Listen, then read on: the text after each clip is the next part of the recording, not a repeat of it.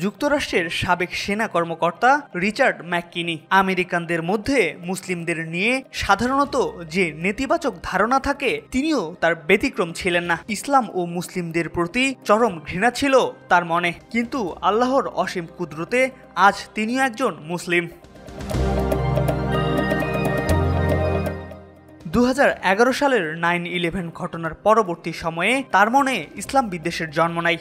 ঘৃণা এতটাই তীব্র হয়ে ওঠে যে তিনি নিজ শহরের ইন্ডিয়ানার মানসির একটি মসজিদে বোমা হামলার পরিকল্পনা করে ফেলেন, আর এই হামলার পরিকল্পনায় তাকে ফিরিয়ে আনে ইসলামের পথে।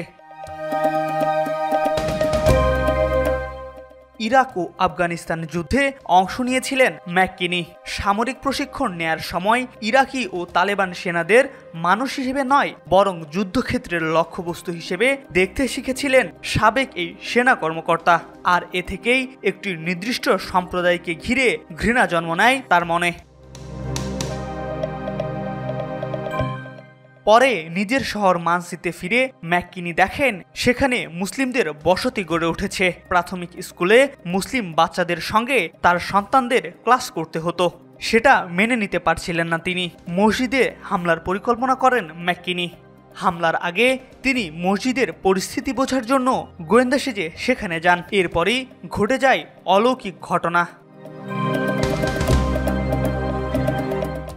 রিচার্ডের ধারণা ছিল মসজিদের মুসলিমরা তার সাথে খারাপ ব্যবহার করবে এবং তাতেই হামলার পরিকল্পনাকে বাস্তবায়িত করা সম্ভব হবে, কিন্তু বাস্তবে ঘটনা ঘটে তার সম্পূর্ণ উল্টো।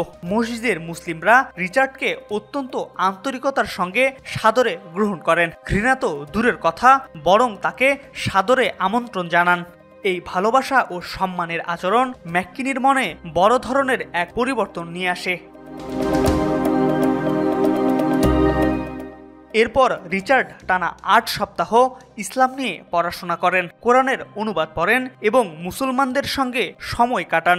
ধীরে ধীরে তার মন থেকে ঘৃণা দূর হয়ে যায়। শেষ পর্যন্ত তিনি ইসলাম গ্রহণ করেন এবং তার নাম রাখেন মোহাম্মদ ম্যাককিনি।